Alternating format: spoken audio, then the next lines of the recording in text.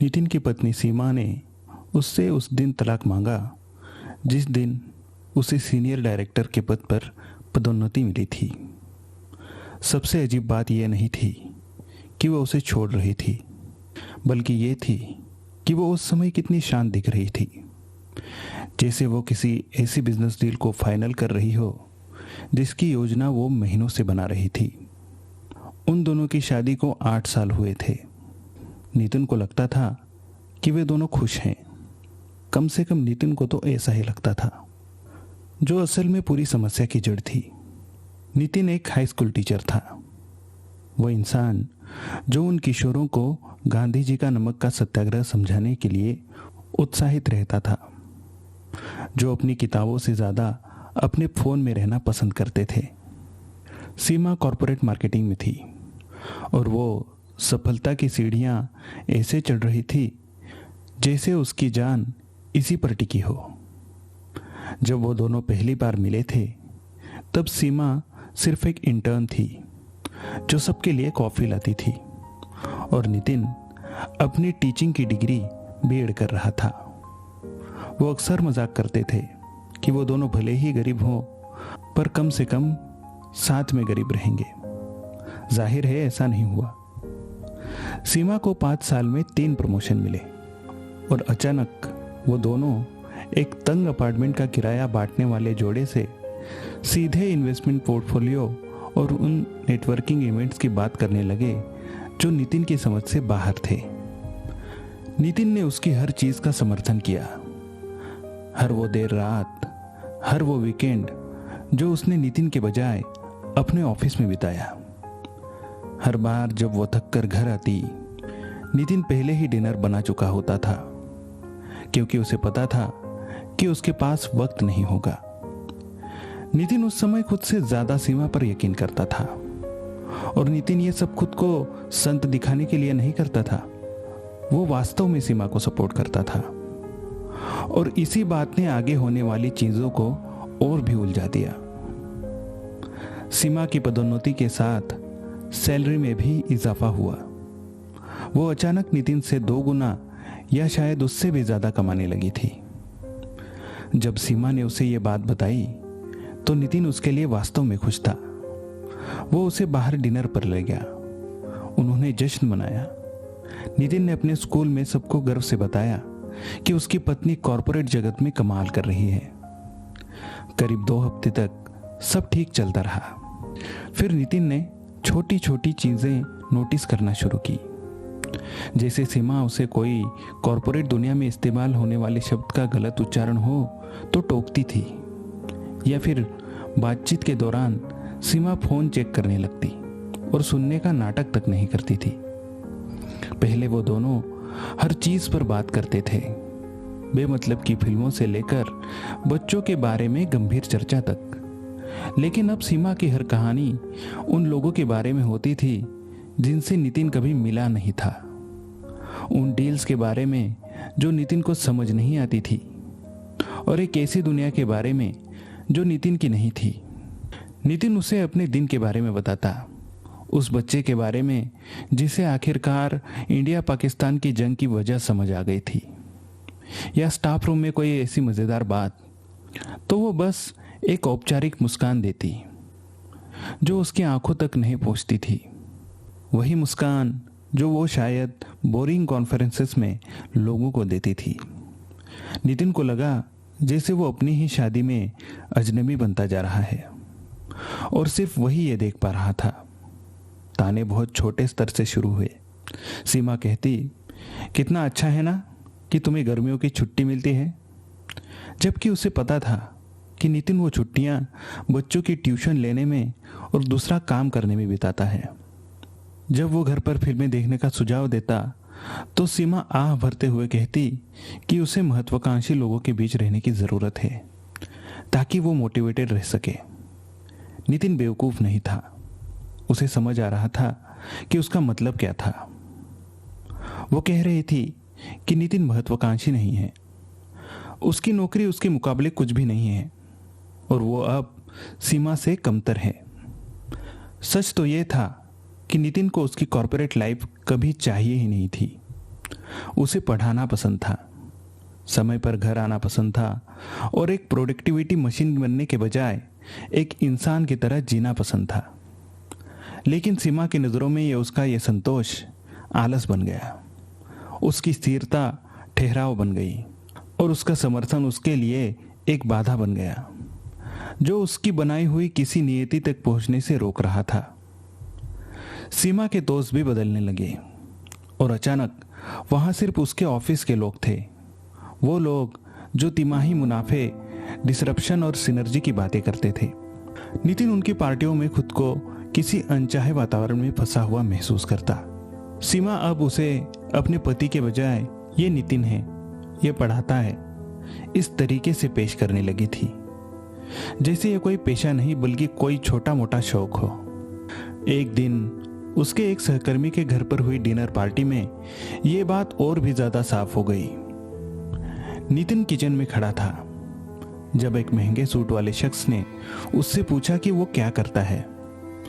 जब नितिन ने कहा कि वो हिस्ट्री पढ़ाता है तो वो शख्स ऐसे हंसा जैसे नितिन ने कोई जोक सुनाया हो और फिर बोला, ओह अच्छा है, किसी को तो यह काम करना ही पड़ेगा, जैसे टीचिंग कोई करियर नहीं बल्कि समाज सेवा हो। नितिन ने सीमा की तरफ देखा कि उसने सुना या नहीं, और उसने सुना था पर नजरअंदाज कर दिया। वो बात करती रही, न उसने नितिन का बचाव किया न ही इस बात पर ध्यान दिया। तब उसे समझ आया कि कुछ मौलिक रूप से बदल चुका है, क्योंकि जिस सीमा से उसने शादी की थी वो उस शख्स को तुरंत चुप करा देती, लेकिन सीमा के इस नए सीनियर डायरेक्टर वाले रूप ने उसे पहले ही ऐसे व्यक्ति के रूप में वर्गीकृत कर दिया था जिसके लिए सामाजिक हैसियत खर्च करना जरूरी नहीं था। पदोन्नति के 6 महीने बाद सीमा एक बुधवार को जल्दी घर आई।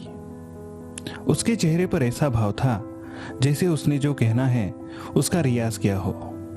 वो दोनों किचन की मेज पर बैठे और सीमा ने अपने हाथ ऐसे जोड़े जैसे वह कोई प्रेजेंटेशन देने वाली हो। उसने कहा, मैं हमारे बारे में बहुत सोच रही हूँ। मुझे लगता है कि हम अलग दिशाओं में बढ़ गए हैं। हमें जिंदगी से अलग चीजें चाहिए। मुझे लगता है कि मुझे किसी ऐसे के साथ होना चाहिए जो मेरी ऊर्जा और मेरे लक्ष्यों से मेल खा सके। उसने यह बात रूखेपन से नहीं कही और यही बात नितिन को सबसे ज्यादा चुभी। उसने ये एक बिजनेस डिसीजन की तरह कहा, जैसे उनकी शादी एक खराब प्रदर्शन करने वाली संपत्ति हो जिसे उसे बेचना हो। जब नितिन ने पूछा कि क्या कोई और है तो वो नाराज हो गई और कहा कि ये उसके खुद के बारे में है, उसे अपने करियर पर ध्यान देना है बिना नितिन को पीछे छोड़ने के पछतावे के। नितिन को लगा कि सीमा चाहती थी कि वो लड़े, भीख मांगे या बदलाव का वादा करे, लेकिन वो पिछले 2 सालों से खामोशी से लड़ रहा था। उसकी दूरियां सहकर उसे बड़ा महसूस कराने के लिए खुद को छोटा बनाकर, और अब वो थक चुका था। इसलिए उसने बस उसकी तरफ देखा और कहा, अगर तुम्हें इसी में खुशी मिलती है तो मैं तुम्हें रोकूंगा नहीं।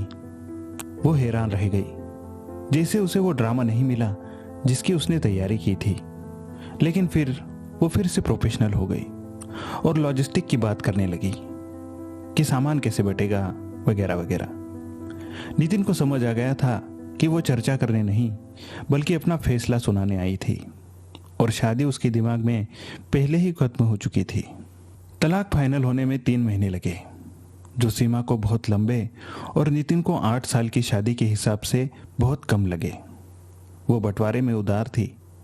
उसने नितिन को फ्लैट रखने दिया क्योंकि वो खुद एक लग्जरी मॉडर्न सोसाइटी के बड़े से फ्लैट में जा रही थी, जिसका किराया नितिन की 3 महीने की सैलरी से ज्यादा था। जिस दिन वो बचा कुचा सामान लेकर गई, वो बिना अलविदा कहे चली गई। नितिन उस खाली जगह में खड़ा रहा और इंतजार करने लगा कि कब वो टूटकर बिखरेगा, पर ऐसा नहीं हुआ। इसके बजाय उसे एक अजीब सा हल्कापन महसूस हुआ, जैसे वो 2 साल से अपनी सांस रोके हुए था और आखिरकार किसी ने कह दिया हो कि अब तुम सांस ले सकते हो। पहले हफ्ते में उसे अक्सर याद आता कि वो चली गई है। फिर वो शांति से अपनी कॉफी बनाता बिना किसी आलोचना के। और उसे ये एहसास हुआ कि घर सीमा के बिना और बड़ा लगने लगा है। उसे ये समझना था कि सीमा की सफलता के तराजू में खुद को तोले बिना वो असल में कौन है। उसने सुबह दौड़ना शुरू किया और एक लोकल हैंडबॉल खेलने वालों का ग्रुप ज्वाइन कर लिया। उन लोगों को कॉरपोरेट सीढ़ियों से कोई मतलब नहीं था। वे बस कुदरत, किताबों और संगीत की बातें करते थे। 2 महीने बाद उसे उनकी 3री सालगिरह की पुरानी तस्वीर मिली। उस फोटो में सीमा नितिन को ऐसे देख रही थी जैसे वो उसकी दुनिया का सबसे पसंदीदा इंसान है। उसने उस फोटो को एक बॉक्स में रख दिया, उसे मिटाने के लिए नहीं, बल्कि ये मानने के लिए कि वो दुनिया अब मौजूद नहीं है। उसने सोशल मीडिया पर अपनी हैंडबॉल खेलते वक्त की फोटोज डालनी शुरू की। जल्द ही उसे उसके दोस्तों से पता चला कि सीमा उसके बारे में पूछ रही थी और उसका सोशल मीडिया चेक कर रही थी। वो शायद उसके टूटने का इंतजार कर रही थी, पर नितिन अपनी शांत दुनिया में खुश था। करीब 7 महीने बाद वो एक बुक स्टोर में अनन्या से मिला। वो एक लाइब्रेरियन थी जिसे किताबों से सच में प्यार था। नितिन अनन्या के साथ आसानी से बातचीत कर लेता था और उसके साथ होना नितिन के लिए ऐसा था जैसे खुली हवा में सांस लेना। जब उसने अनन्या के साथ तस्वीरें पोस्ट की तो सीमा की जिज्ञासा जलन में बदल गई। नितिन के एक दोस्त ने उसे बताया कि सीमा ने अनन्या के बारे में बहुत सारे सवाल पूछे, जैसे उसे लगा हो कि उसने किसी गलत चीज पर दांव लगाया था। 9 महीने बाद सीमा का फोन आया। उसकी आवाज में पछतावा था और उसने कहा, शायद मैंने गलती कर दी। मुझे लगता है हम बहुत जल्दी हार मान गए। ये बात महीनों पहले होती तो नितिन इस बात पर उछल पड़ता, लेकिन अब उसके पास अनन्या का साथ था और वो खुद में संतुष्ट था। उसने सीमा से कहा कि वो आगे बढ़ चुका है और वो खुश है। जब सीमा ने आखिरी बार मिलने की बात की तो उसने मना कर दिया। सीमा ने रोते हुए कहा, मुझे लगा तुम मुझसे प्यार करते हो। नितिन बोला, मैंने किया। मैंने तुम्हें सालों तक प्यार किया, तुम्हारी हर मुश्किल और हर प्रमोशन में। लेकिन तुमने तब प्यार करना छोड़ दिया जब तुमने फैसला किया कि मैं महत्वाकांक्षी नहीं हूं। तुम इसलिए नहीं गई क्योंकि हम अलग हो गए थे, बल्कि इसलिए गई क्योंकि तुम्हें लगा कि मेरी जिंदगी तुम्हारे लिए बहुत छोटी है। और सच तो यह है कि मैं उस शादी के लिए हर दिन लड़ रहा था, बस तुम्हें उस लड़ाई का शोर सुनाई नहीं दिया। फोन रखने के बाद उसे एहसास हुआ कि समस्या कभी उसकी नौकरी या उसकी सादगी नहीं थी। समस्या ये थी कि सीमा ने उसे एक पार्टनर के बजाय एक मर्यादा मान लिया था। एक दिन अनन्या आई और उसने नितिन का हाथ पकड़कर कहा, मुझे तुम्हारी स्थिरता पसंद है, तुम जानते हो तुम कौन हो। तो उसे समझ आया कि जिस खूबी से सीमा नफरत करती थी, अनन्या उसी से प्यार करती थी। सीमा यह सोचकर गई थी कि वो बिखर जाएगा, पर उसने खुद को पा लिया।